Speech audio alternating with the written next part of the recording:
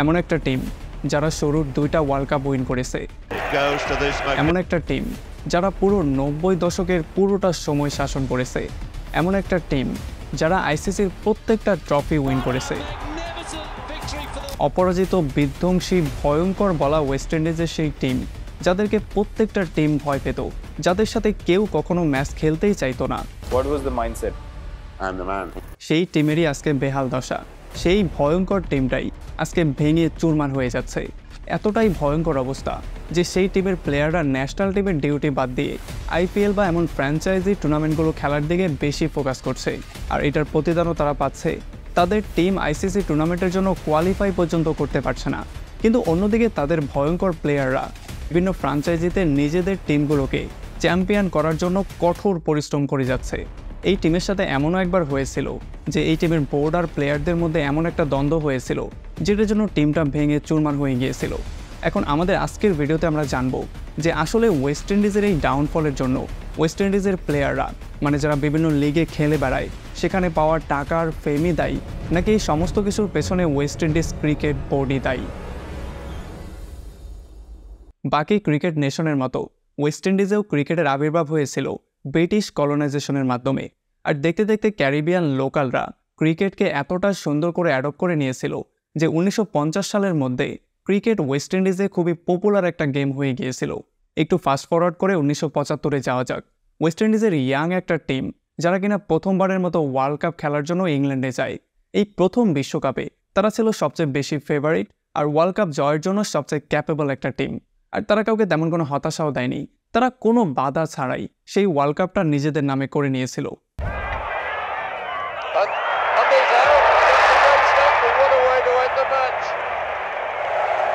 সেই ওয়ার্ল্ড কাপে West Indies একটা ম্যাচও হারেনি, আর এটার ফলস্বরূপ তারা ওয়ার্ল্ড কাপটাকে খুব সহজেই নিজের করে নিয়েছিল। আর এর পরবর্তী যে ওয়ার্ল্ড কাপ হয়েছিল 1979 সালে, সেখানেও তারা এমন করেই সবকিছু পার করেছিল। তারা গ্রুপ স্টেজে আনবিটেন ছিল, আর ফাইনালি এই ওয়ার্ল্ড কাপটাও তাদের নামে তারা করে নিয়েছিল। ব্যাপারটা এমন হয়ে দাঁড়িয়েছিল যে সেখানে যেই টিমগুলোই পার্টিসিপেট করতে আসছিল তারা শুধু পার্টিসিপেট করার জন্যই আসছিল, তারা ওয়েস্ট ইন্ডিজের সাথে কোনোভাবে কম্পিট পর্যন্ত করতে পারছিল না। ওয়েস্ট ইন্ডিজের প্লেয়াররা ব্যাটিং থেকে শুরু করে বোলিং পর্যন্ত প্রত্যেকটা জায়গায় পারফেক্ট ছিল। তারা সেই সময় এতটাই জনপ্রিয় হয়ে গিয়েছিল যে বর্তমান সময় তাদেরকে লেজেন্ড হিসেবে স্মরণ করা হয়, যেমন স্যার ক্লাইভ লয়েড অথবা স্যার ভিভিয়ান রিচার্ড। এমন করেই চলছিল তাদের ভয়ঙ্কর যাত্রাটা। তবে এরপরে চলে আসে 1983 সালের ওয়ার্ল্ড কাপ, এবং এই ওয়ার্ল্ড কাপে দুর্ভাগ্যবশত প্রথম ম্যাচটাই ওয়েস্ট ইন্ডিজ হেরে বসে। হ্যাঁ, আপনি ঠিকই শুনেছেন, ওয়েস্ট ইন্ডিজ প্রথম ম্যাচটা হেরে গিয়েছিল। যেই টিমটা এর আগের 2টা ওয়ার্ল্ড কাপের একটা ম্যাচ পর্যন্ত হারেনি, সেই টিমটা এই টুর্নামেন্টে এসে প্রথম ম্যাচটাই ইন্ডিয়ার সাথে হেরে বসে। তখনকার সময় ইন্ডিয়া ছিল খুবই দুর্বল একটা টিম, এতটাই দুর্বল একটা টিম যে তারা ওয়েস্ট ইন্ডিজের সাথে এই জয়ের আগে শুধুমাত্র একটা ম্যাচে উইন করতে পেরেছিল, সেটা ছিল 1975 সালের ওয়ার্ল্ড কাপে। যদিও এই অপ্রত্যাশিত জয়ের জন্য পুরো ক্রিকেট ওয়ার্ল্ড শক হয়েছিল, তবে ওয়েস্ট ইন্ডিজ এটাকে তেমন কোনো গুরুত্ব দিচ্ছিল না। তারা খুবই সিম্পলি এই জিনিসটাকে নিয়েছিল, কারণ এরপরে যখনই ইন্ডিয়ার সাথে পরবর্তী ম্যাচ তাদের হয়েছিল তখন স্যার ভিভিয়ান রিচার্ড ইন্ডিয়ার বলারদের এমন ধোলাই করেছিল যে ইন্ডিয়া 66 রানে সেই ম্যাচটা হেরে গিয়েছিল। স্যার ভিভিয়ান রিচার্ড ব্যাটিং করতে নেমে 119 রানের একটা ভয়ঙ্কর ইনিংস খেলেছিল। যদিও ওয়েস্ট ইন্ডিজকে এই ওয়ার্ল্ড কাপের শুরুতে একটু ডিফিকাল্টি ফেস করতে হয়েছিল, তবে গ্রুপ পর্বের সমস্ত ম্যাচগুলো উইন করে ফাইনালি তারা সেমিফাইনালে নিজেদের জায়গা করে নেয়। সেমিফাইনালে তাদের কঠোর প্রতিপক্ষ ছিল পাকিস্তান। তবে এই ম্যাচেও স্যার ভিভিয়ান রিচার্ডের ভয়ঙ্কর কেরামতির জন্য পাকিস্তানও এই ম্যাচটা খুব সহজেই হেরে যায়। এই জন্য তারা চলে যায় ফাইনালে, আর ম্যান অফ দ্য ম্যাচের পুরস্কার পায় স্যার ভিভিয়ান রিচার্ড। আর এরপরে ফাইনালে যেই আপসেট হয়েছিল সেটা ছিল শুধুমাত্র ইন্ডিয়ান ক্রিকেটের জয়জয়কার। কারণ 1983 সালে ইন্ডিয়া প্রথমবারের মতো মাইটি ওয়েস্ট ইন্ডিজকে হারিয়ে ওয়ার্ল্ড কাপ উইন করে। এরপর থেকে ইন্ডিয়ান ক্রিকেট আস্তে আস্তে করে গ্রো করতে শুরু করেছিল, আর অন্যদিকে ওয়েস্ট ইন্ডিজ দেখেছিল মুদ্রার উল্টো পিঠ, কারণ তখন থেকেই শুরু হয়ে গিয়েছিল ওয়েস্ট ইন্ডিজ ক্রিকেটের ডাউনফল। যদিও একটা ফাইনাল হার ওয়েস্ট ইন্ডিজের ডাউনফলের কারণ না, তবে এইটাই ছিল সূত্রপাত। যদিও এরপরে ওয়েস্ট ইন্ডিজ টিম প্রত্যেকটা ম্যাচই ডোমিনেট করে খেলেছিল, যেমন 1984 সাল থেকে 1999 সাল পর্যন্ত ওয়েস্ট ইন্ডিজ একটা টেস্ট সিরিজও হারেনি। তারা প্রত্যেকটা টেস্টেই ডমিনেট করে খেলেছিল, এবার সেটা তাদের ব্যাটিং হোক অথবা বোলিং ডিপার্টমেন্টই হোক না কেন। এমন একটা ভয়ঙ্কর টিম যারা কিনা দুনিয়ার নাম্বার 1 টিম হিসেবে স্বীকৃত, যাদের সাথে কেউই ভয়ে খেলতে চায় না, তেমন একটা টিমের ডাউনফল যখন আমরা চিন্তা করি তখন আমরা কিভাবে করতে পারি? হ্যাঁ, এটা হতে পারে শুধুমাত্র যেই প্লেয়াররা ওয়েস্ট ইন্ডিজকে নাম্বার 1-এর খাতায় নিয়ে গেছে সেই প্লেয়ারদের রিটায়ারমেন্টের মাধ্যমে। আর যখনই সেই প্লেয়াররা রিটায়ার করা শুরু করলো তখন ওয়েস্ট ইন্ডিজ ক্রিকেট আস্তে আস্তে ধসে পড়া শুরু করলো। যেমন এর মধ্যে অন্যতম ছিল sir Vivian Richard, Gordon Guinness, Malcolm Marshall ইত্যাদি ইত্যাদি। যদিও আর্লি 90s তাদের রিটায়ারমেন্টের পরে ওয়েস্ট ইন্ডিজে আরও কিছু বড় বড় তারকা ছিল, তবে আগের মতো ডমিনেন্স করে খেলা আর বলে কয়ে যে কোনো দলকে হারিয়ে দেওয়া এখন আর ওয়েস্ট ইন্ডিজের পক্ষে সম্ভব হচ্ছিল না। যারা টিমের বড় বড় প্লেয়ার ছিল তাদের কাছে আশাটাও অনেক বড় ছিল। যদি তারা আশাটা ফুলফিল করতে পারত তাহলে ওয়েস্ট ইন্ডিজ উইন করত, আর যদি তারা আশা ফুলফিল করতে না পারত তাহলে ওয়েস্ট ইন্ডিজের হার হতো খুবই জঘন্যভাবে। আর এমনটাই হয়েছিল যখন ওয়েস্ট ইন্ডিজ অস্ট্রেলিয়া সফরে গিয়েছিল। সেখানে টেস্ট সিরিজের মধ্যে 2-3 যখন ওয়েস্ট ইন্ডিজ হেরে যায় সেখান থেকে শুরু হয়ে গিয়েছিল ওয়েস্ট ইন্ডিজের টেস্ট ডমিনেন্সের এন্ড। কারণ তখন থেকে আর ওয়েস্ট ইন্ডিজ কখনোই টেস্টে নিজেদের আগের পজিশনে যেতে পারেনি। আর এরপরে চলে আসে ওয়েস্ট ইন্ডিজের জন্য আরও একটা ভয়ঙ্কর দুঃসংবাদ। কারণ ওয়েস্ট ইন্ডিজের সবচেয়ে ভয়ঙ্কর বোলিং জুটি, যাদের বোলিংয়ের মাধ্যমে তারা অপোনেন্টকে ভেঙে চুরমার করে দিত, সেই বোলিং জুটির একসাথে রিটায়ারমেন্টের সময়, যাদের দুজনের নাম ছিল কোর্টনি ওয়ালস আর কার্লি অ্যাম্ব্রোস। যদিও তাদের রিটায়ারমেন্টের পরে ওয়েস্ট ইন্ডিজে কিছু ভালো প্লেয়ার ছিল, তবে তারা তেমন কোনো ইম্প্যাক্ট ফেলতে পারছিল না। আগে যেই প্লেয়াররা ছিল তারা প্রত্যেকেই ছিল তাদের প্রাইম ফর্মে, এই জন্য খুব সহজেই তারা ওয়ার্ল্ড কাপ উইন করতে পারছিল আর বলে কয়ে যে কোনো দলকেই হারিয়ে দিতে পারছিল। তবে এখন যেহেতু সবাই ফর্মে নেই, এই জন্য তাদের জন্য জেতাটা খুবই কষ্ট হয়ে যাচ্ছিল। এই জন্যই হয়তোবা 1979 সালের পরে সোজা 2004 সালে এসে, মানে এতগুলো বছর পরে এসে তারা আবারও কোনো একটা আইসিসি ট্রফি জিততে পারে। ব্রায়ান লারার ক্যাপ্টেন্সিতে তারা 2004 সালে ইংল্যান্ডকে হারিয়ে ফাইনালি আরও একটা আইসিসি ট্রফি উইন করতে সক্ষম হয়। এই উইনটাকে সবাই মনে করছিল ওয়েস্ট ইন্ডিজ ক্রিকেটের সানরাইজ, কারণ সবাই ভাবছিল যে হয়তোবা আগের মতো ওয়েস্ট ইন্ডিজ ক্রিকেট আবারও ওয়ার্ল্ড ক্রিকেটকে ডমিনেট করা শুরু করবে। তবে তখনই সিনে চলে আসে ডাউনফলের দ্বিতীয় ভিলেন, যার নাম ছিল ওয়েস্ট ইন্ডিজ ক্রিকেট বোর্ড। একবার জাস্ট ইমাজিন করুন, যদি একটা ক্রিকেট বোর্ডের সাথে তাদের প্লেয়ারদেরই ঝগড়া লেগে যায়, তাহলে সেই দেশের ক্রিকেটের জন্য এর চেয়ে ভয়ঙ্কর আর কী হতে পারে। সময় ছিল 2005 সাল। ওয়েস্ট ইন্ডিজ ক্রিকেট বোর্ড আর তাদের প্লেয়ারদের মধ্যে স্পন্সরশিপ এবং বিভিন্ন ব্যাপার নিয়ে একটা দ্বন্দ্ব শুরু হয়ে যায়, যেটা কিনা রিজলভ করতে অনেকটা সময় লেগে যায়। যেটার ফলস্বরূপ 2005 সালে যখন সাউথ আফ্রিকা ট্যুরে ওয়েস্ট ইন্ডিজ যায়, সেই দল থেকে ব্রায়ান লারাকে বাদ দিয়ে দেওয়া হয়। শুধুমাত্র ব্রায়ান লারা না, এমন আরও অনেক প্লেয়ার ছিল যাদেরকে টিম থেকে আউট করে দেওয়া হয়েছিল। আর যেহেতু বড় বড় প্লেয়াররা টিমে ছিল না, এই জন্য তখন ওয়েস্ট ইন্ডিজের অবস্থা হয়ে গিয়েছিল আরও বেশি ভয়ঙ্কর। তখন এই খারাপ মুহূর্তে দলের হাল ধরেছিল শিবনারায়ণ চন্দ্রপল। যদিও অক্টোবর 2005 সালে এই সমস্ত প্রবলেমগুলো সলভ হয়ে যায়, এই জন্য যখন ওয়েস্ট ইন্ডিজ অস্ট্রেলিয়া ট্যুরে যায় তখন তারা একেবারে পূর্ণ শক্তির দল নিয়ে যায়। তবে এখানেও ব্যাপারটার সমাপ্তি হয় না। ব্যাপারটা হয়ে দাঁড়িয়েছিল এমন যে ওয়েস্ট ইন্ডিজের ক্রিকেটার আর তাদের বোর্ডের মধ্যে দ্বন্দ্বটা যেন জন্মগত একটা দ্বন্দ্ব, তারা কোনোভাবে এটা ভুলতেই পারছিল না।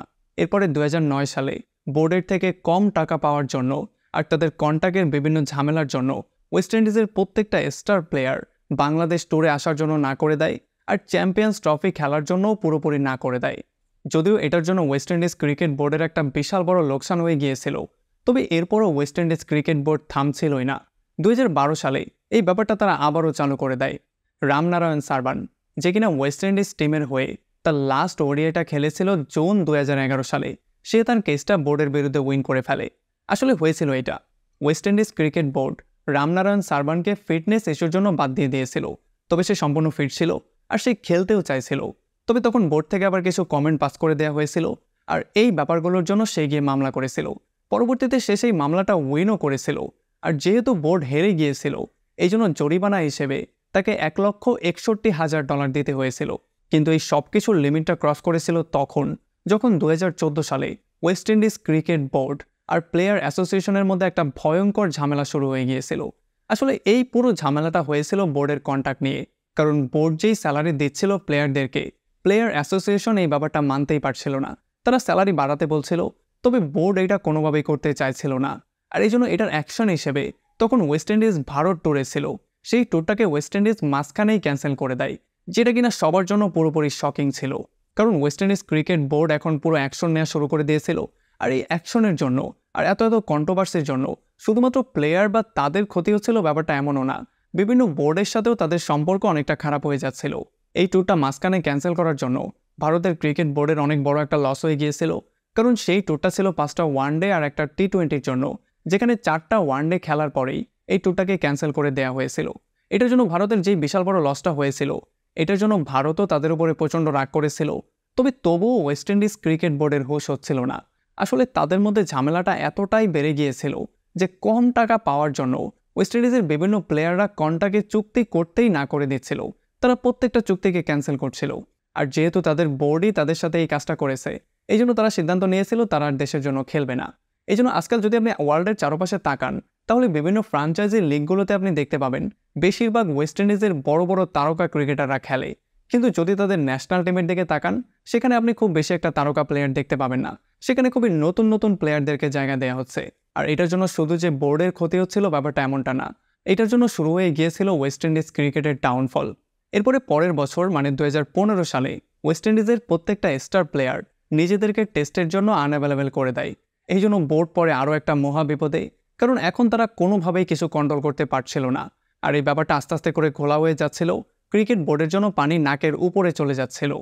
আর একটা সময় এই ব্যাপারটা এতটাই বেড়ে গিয়েছিল, প্লেয়ার বোর্ড বিভিন্ন অ্যাসোসিয়েশনের মধ্যে ঝামেলা এতটাই বৃদ্ধি পেয়েছিল যে প্লেয়াররা পরবর্তীতে সিদ্ধান্ত নিয়েছে তারা আর কখনোই তাদের দেশের জন্য খেলবে না।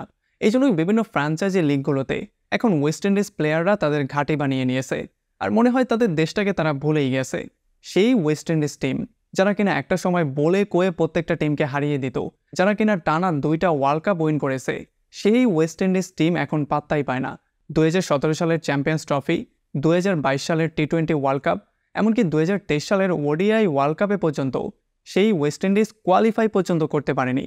প্রত্যেকটা বড় বড় প্লেয়ার যে লেগাসি দাঁড় করিয়েছিল, সেই লেগাসিগুলো যেন ভেঙে চুরমার করে পড়ছিল। আর প্রত্যেকটা বড় বড় প্লেয়ারের স্বপ্ন যেন তাদের চোখের সামনেই দুঃস্বপ্নে পরিণত হচ্ছিল। আর এই ব্যাপারগুলো তারা সহ্যও করতে পারছিল না, কারণ ওয়েস্ট ইন্ডিজ ক্রিকেট 2023 সাল আসতে আসতে পুরো ভেঙে চুরমার হয়ে গিয়েছিল। এখন যেহেতু প্লেয়াররা সবকিছু বাদ দিয়ে তারা শুধুমাত্র টি-20 ফরম্যাটটাকেই প্রাধান্য দিচ্ছিল আর দেশের বিভিন্ন জায়গায় গিয়ে খেলছিল, এই জন্য তারা এটাই খুব এক্সপার্ট হয়ে যায়। আর এই জন্যই 2012 সালে আর 2016 সালে 2টা টি-20 ওয়ার্ল্ড কাপ তারা খুব সহজেই উইন করতে পারে। ওয়েস্ট ইন্ডিজের ক্রিকেটারদের যেই ন্যাচারাল স্ট্রেংথ আর তাদের খেলার যেই ধরন, এই 2টাই টি-20 ক্রিকেটকে খুব ভালো করে স্যুট করে। তারা যত দ্রুত রান তুলতে পারে, অন্য কোনো দেশের প্লেয়ার এত দ্রুত রান তুলতে পারে না। এই জন্যই টি-20 বিভিন্ন ফ্র্যাঞ্চাইজিগুলোতে তাদের এত বেশি ডিমান্ড সবসময় থাকে। আর একটা ব্যাপারে তো আপনারা সবাই এগ্রি করবেন, সেটা হচ্ছে ওয়েস্ট ইন্ডিজের প্রত্যেকটা প্লেয়ার একেবারে অলরাউন্ডারের মতো। তারা ব্যাটিংও করতে পারে, আবার খুব ভালো বোলিংও করতে পারে। আর এইটার জন্যই তাদের ভ্যালু আরও বেশি বেড়ে যায়। এই জন্যই আইপিএলের মতো ফ্র্যাঞ্চাইজি টুর্নামেন্টগুলোতে তাদেরকে অনেক বেশি পে করা হয়। আর তাছাড়া এইটার উপরে একটা বড় প্রভাব ফেলেছিল ক্যারিবিয়ান প্রিমিয়ার লিগ, যেটা কিনা তাদের নিজস্ব একটা লিগ। এখন একদিকে যেমন ওয়েস্ট ইন্ডিজের প্লেয়াররা বিভিন্ন টি-20 লিগে খেলে খেলে টাকা কামাচ্ছিল, তখন অন্যদিকে ওয়েস্ট ইন্ডিজের টেস্ট টিমটা এখনও স্ট্রাগল করছিল। তারা কোনোভাবেই কোনো কুলকিনারা করতে পারছিল না। আর এই পিরিয়ডের মধ্যে তারা ভারত, ইংল্যান্ড আর পাকিস্তান এই 3টা টিমের সাথে খুবই জঘন্যভাবে হেরে গিয়েছিল। ওডিআই ফরম্যাটটাও তাদের খুব একটা ভালো যাচ্ছিল না, সেখানে একটা মিক্সচার রেজাল্ট তারা পাচ্ছিল, মানে একেবারে অ্যাভারেজ একটা রেজাল্ট। তবে এই 3টা ফরম্যাটের মধ্যে সবচেয়ে ভালো করছিল তারা টি-20-তে, সেই ফরম্যাটটাই তাদেরকে সফল বলে মনে হচ্ছিল। আর তাছাড়া 2012 আর 16 ওয়ার্ল্ড কাপ উইন করে তারা হয়ে গিয়েছিল মোস্ট সাকসেসফুল টি-20 টিম। তবে অন্য অন্য ফরম্যাটগুলোতে যেহেতু তারা স্ট্রাগল করছিল, এই জন্য যখন আইসিসি কোনো টুর্নামেন্ট আয়োজন করত, তখন সেই ফরম্যাটগুলোতে তারা কোয়ালিফাই পর্যন্ত করতে পারত না। আর এই জন্যই ধীরে ধীরে তাদের ডাউনফলে শুরু হয়ে যায়, যেটা এখন পর্যন্ত চলছে।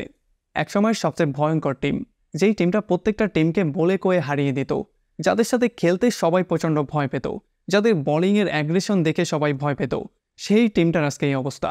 যদিও এগুলো দেখার পরেও ক্রিকেট ফ্যানরা বলছে যে হয়তোবা কোনো একটা সময় ওয়েস্ট ইন্ডিজ আবারও ঘুরে আগের জায়গায় চলেও আসতে পারে। কিন্তু পরিস্থিতি যেমনটা দেখা যাচ্ছে, মনে হচ্ছে না অদূর ভবিষ্যতে তারা আবারও তাদের আগের জায়গায় ফিরে আসতে পারবে।